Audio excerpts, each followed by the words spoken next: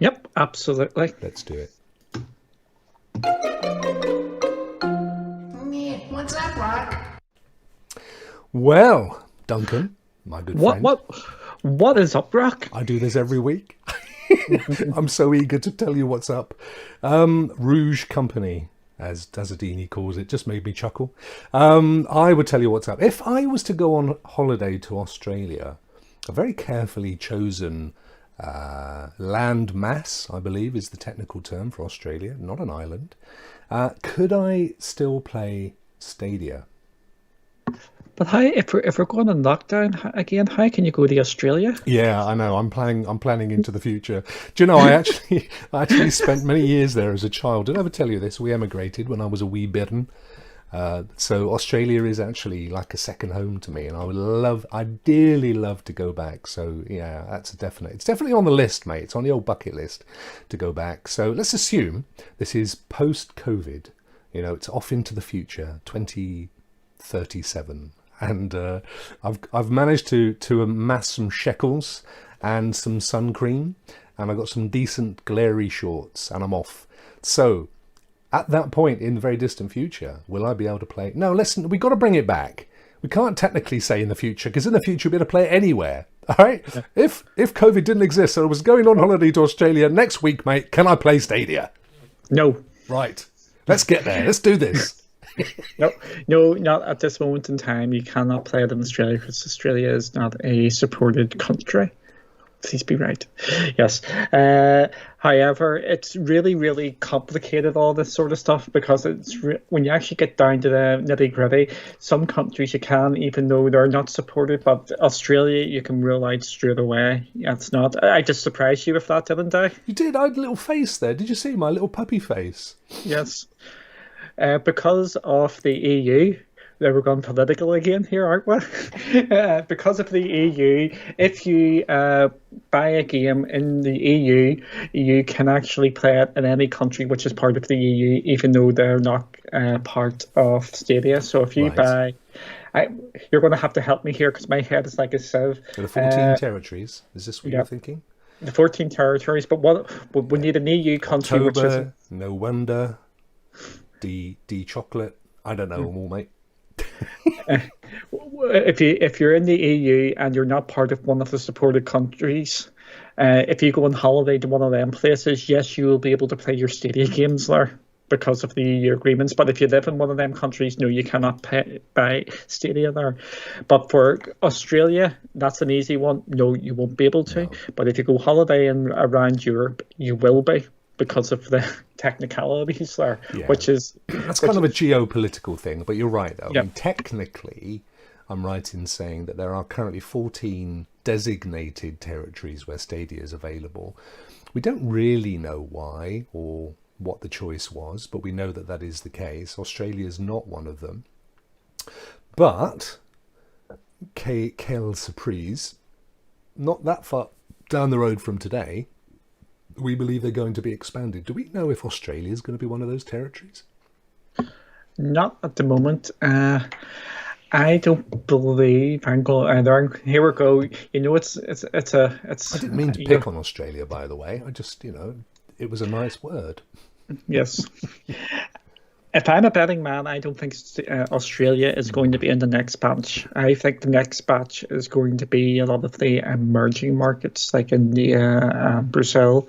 I think there's a lot of issues in Australia because of the size of the country and the amount of data centers they would have to get. Yes. It's more geographic rather than money and the amount of players there. It's just the UK is a perfect place for Stadia to launch because there's a lot of people in a small sort of spot, and that's why I think a lot of these countries were chosen, bar the US, which I think you can understand why the US was chosen. Yes. Uh, but I think it's going to be more condensed sort of countries where they can get a lot more people for more bang for their buck, sort of thing. Yeah. I don't suppose, you see, it's interesting, isn't it? Because I was looking at as a lot of us were in the week, looking at the pre-order status for the Sony PlayStation 5.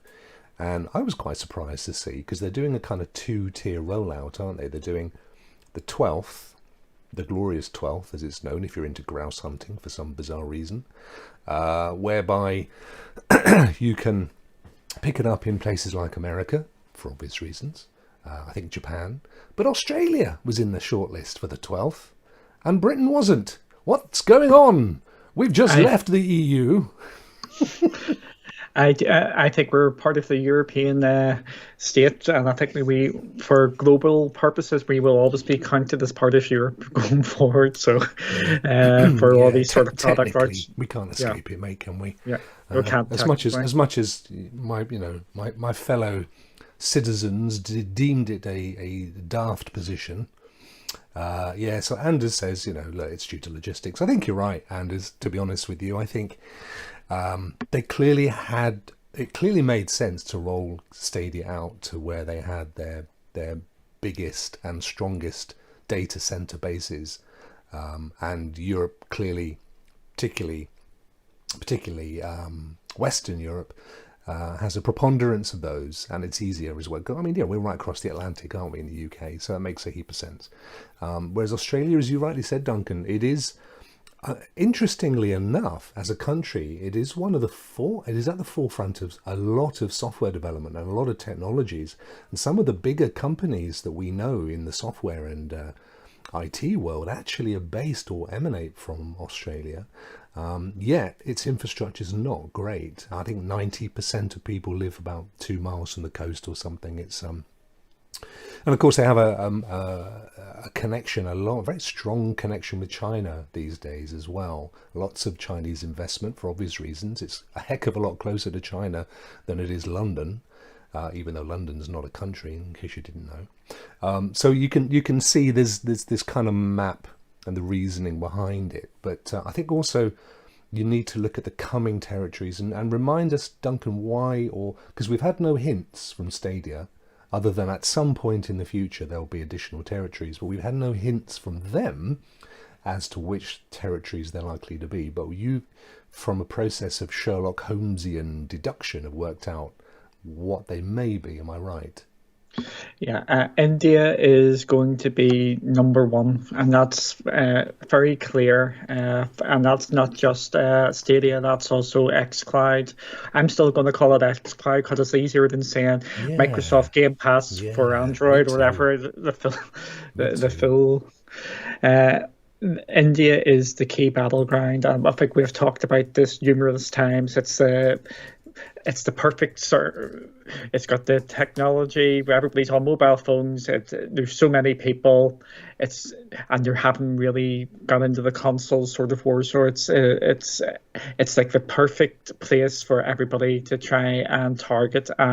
Google have been expanding their data centers out there, which has been in the news. Xbox are going and they're talking. They've teamed up with a number of mobile phone people to get xCloud onto there. So India is number one. It's similar to Brazil as well, because I think they are the two big countries where things are going to kick off in regards to cloud gaming. So they're going to be the two territories.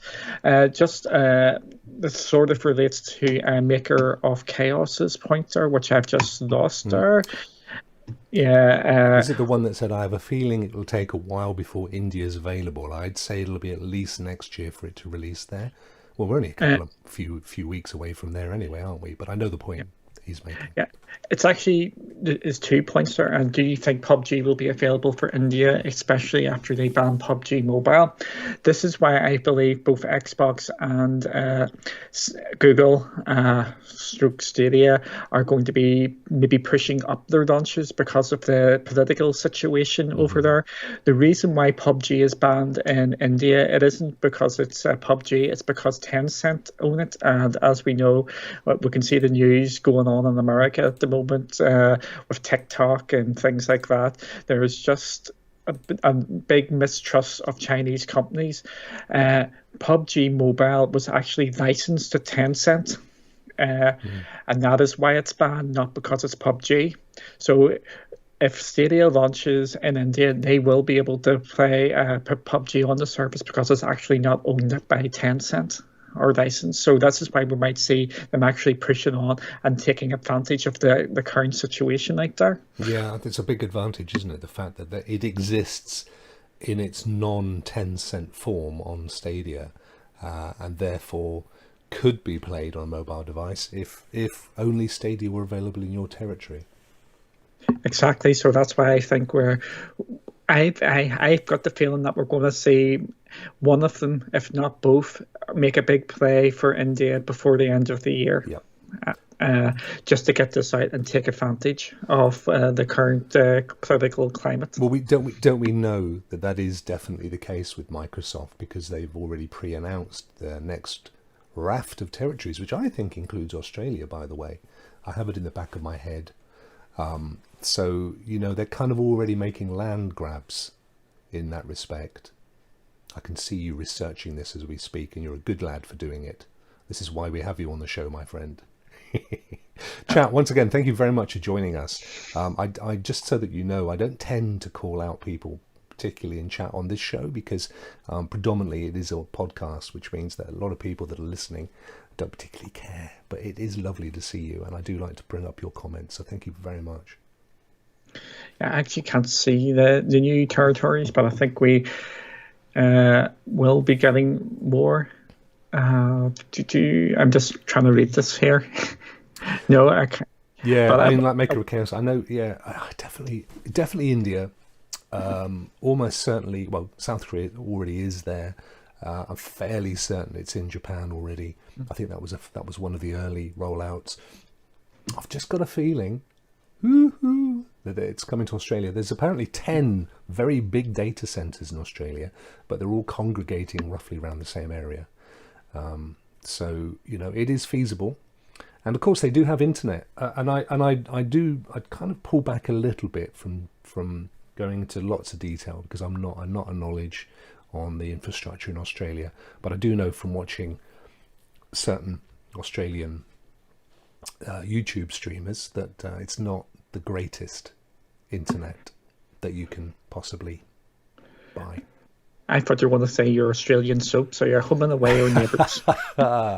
Mate, I was there at the outset. I remember them well. That's all. Yeah, it's again, we all think that this is all going to be kicking off, and we're already seeing all the movements for cloud gaming going forward. And we did say September was just going to start all this. Yes.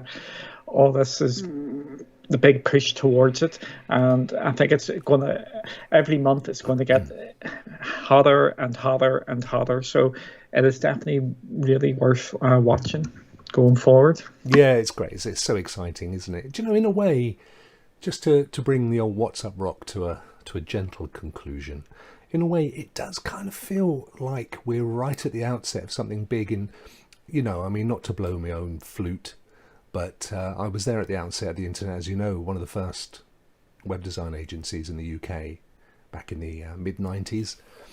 So I kind of know what it feels like to be right there at the beginning of something, and it is exciting. And I feel the same way with cloud gaming. It feels like, everyone that's watching today, we were all pretty much at the beginning of something big, and we will in 5 years. We won't be having the "I wonder if it's going to" questions, because it will just be everywhere. I'm absolutely convinced of that. I think there's no way back now, whether you like it or don't like it, and some are trying to be King Canute and keep the old waves from hitting the shore. Go, Doug. Yep.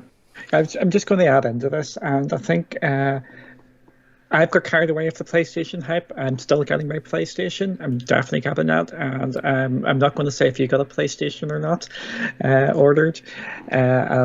I'll leave that discussion for yourself. I think we've already seen the positives of Stadia with the PlayStation, not the launch or the pre-order situation. It's about the game sizes. The game sizes have just launched or just been revealed, and Spider-Man and I think it was Demon's Souls as well. Mm-hmm. Or there's a couple of the games that are over 100 gigabyte. Ooh. Yeah. That's 10. Let's get this correct. So that's 5 on a Series S. It's not even that, because you need space for the OS and everything else. So it's going to be 3 or 4 if you're lucky. And remember that the PlayStation 5 is still not a full terabyte either. No, so you're gonna get is 8 of those full games, 8 if you're lucky. But as you know, I try and be balanced. PlayStation have the games, Stadia Yes. to sell the system. Yes, Stadia is still trying to get the games onto the system. Like I said, I'm trying to be balanced here when I talk about things. But this is the chicken and the egg sort of thing. But Stadia has a opportunity. We will say that there's no hard disk space to worry about, but they still need to try and get more of these games onto the platform. So they're in a interesting spot at this moment in time. Yeah, and and I had a little exchange earlier today on a comment on one of my YouTube videos, and someone said pretty much that, and I said, yeah, but it's less than a year. Come on. I mean, if you sit back and with kind of neutral eyes and look at what Stadia's achieved in 12 months, which I know you feel the same way about. It's absolutely stunning, really. And we do have exclusives on the platform, and we are slated to receive the big AAAs as well that are all coming out over the next couple of months. So it's not that it isn't having those games. It's just that it's early days, and they've got a natural development cycle that has to be gone through, and we will get them. So I agree with you, but the point you're making, which is still a valid one, is that we don't have to worry about how big a game is. We don't have to worry about how big a patch is. We don't have to worry about data, how long it's going to take to download an update. So, there are key benefits to cloud gaming, full stop.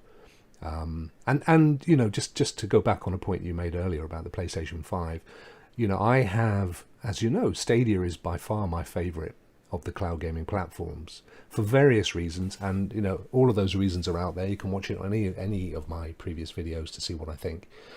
But equally, I'm invested in cloud gaming as a platform, and I've invested in all of them. I have them all.